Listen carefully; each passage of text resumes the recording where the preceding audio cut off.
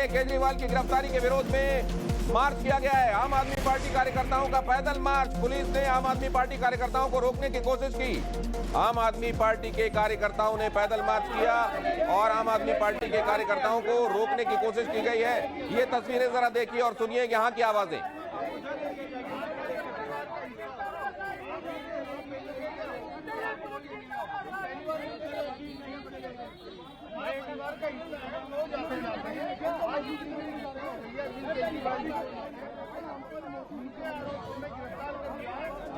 लेकिन ये मार्च जो है, ये पैदल मार्च जो निकाला जा रहा है, ये कहां से चला, किस तरफ जा रहा है, आगे ये लोग क्या करने वाले हैं, जाहिर है आप ये भी जानना चाह रहे होंगे।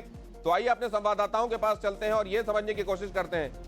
पुलकित, क्या ये इस बारे में भी आपके पास खबर आ रही है? क्योंकि आप बता रहे हैं कि यहाँ से पार्टी ऑफिस जहां आप मौजूद हैं बहुत दूर नहीं है, तो क्या पार्टी ऑफिस से इन्होंने चलना शुरू किया है? अगर हाँ तो ये किधर जा रहे हैं, ये भी जरा बताइए। देखिए, ये अरविंद केजरीवाल के घर के पास में तमाम विधायक और पार्षद मौजूद हैं और वहां से, क्योंकि पुलिस ने बहुत पहले से बैरिकेडिंग की हुई थी, तो वहां से ये पार्षद उतरे हैं अपनी गाड़ियों से और विधायक अपनी गाड़ियों से उतरे हैं और अरविंद केजरीवाल के घर की तरफ बढ़ते हुए की तस्वीरें आप लोग देख रहे हैं, जब विधायक और पार्षद अरविंद केजरीवाल के घर की तरफ जा रहे हैं पैदल पैदल। वो इलाका जो है वो कल से ही बैरिकेड किया गया था और वहां पर बहुत ज्यादा पुलिस बल थे, जिसका जिक्र सौरभ भारद्वाज भी कर रहे थे। हालांकि पंजाब के मुख्यमंत्री वहां पहुंचे थे, उनका अपना प्रोटोकॉल भी होता है, लेकिन बाकी जो लोग थे उन्हें मिलने की या उनके परिवार के लोगों के पास जाने की इजाजत नहीं दी गई थी और इसी को देखते हुए अब ये पैदल मार्च वहां पर निकाल रहे हैं विधायक और दिल्ली के पार्षद, और इसमें कुछ पंजाब से जुड़े हुए विधायक भी मौजूद हैं। जी, पंजाब के विधायक, दिल्ली के विधायक और आम आदमी पार्टी के पार्षद, ये वो लोग हैं जिन्होंने मार्च निकाला है। अरविंद केजरीवाल के घर के पास की तस्वीरें तो इधर आप देख रहे हैं, एक एक्शन उधर चल रहा है, यहाँ मार्च निकाला जा रहा है और इधर कुछ देर में फैसला आने वाला है।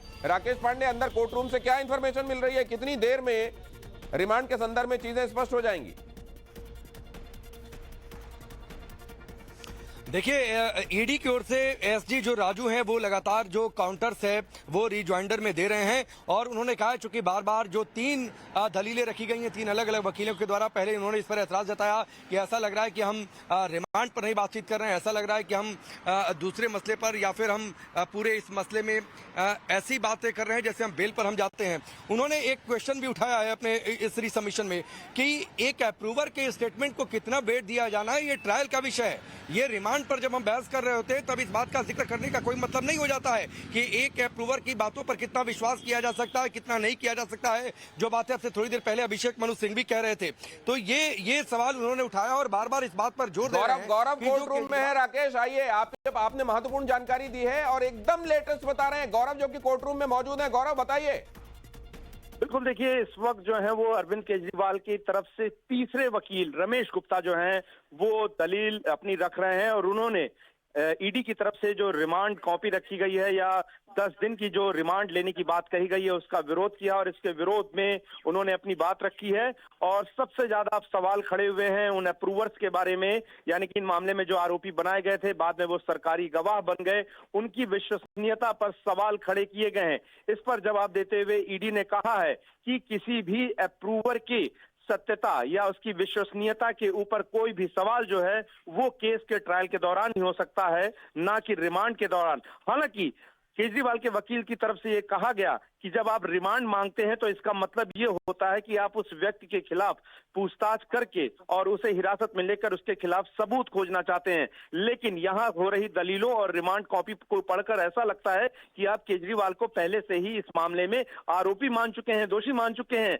जबकि ऐसा नहीं है। और ये पॉइंट भी रखा गया है कि जब अरविंद केजरीवाल को व्यक्तिगत तौर पर पेश किया गया था तो यहाँ पर उनके मुख्यमंत्री होने या आम आदमी पार्टी के संयोजक होने पर क्यों सवाल हो रहे हैं। इस बात को मैं इस तरह से समझा दूं कि अगर इस मामले में आम आदमी पार्टी से सीधा तार जुड़ते हैं तो पीएमएलए एक्ट के तहत जो है वो एक राजनीतिक दल कंपनी के तौर पर ट्रीट की जाती है और ऐसे में अगर हवाला से गया हुआ पैसा राजनीतिक दल द्वारा इस्तेमाल किया गया है तो राजनीतिक दल यानी कि आम आदमी पार्टी पर भी ईडी अपना शिकंजा कस सकती है। और इसी चीज का बचाव करने की कोशिश जो है फिलहाल हो रही है, क्योंकि अगर न सिर्फ आम आदमी पार्टी के 4 बड़े नेताओं के बाद आम आदमी पार्टी पर गाज गिरती है और जैसा कहा गया कि गोवा के चुनाव में 45 करोड़ उन पैसों का इस्तेमाल किया गया जो हवाला के जरिए घूस के तौर पर मिले थे।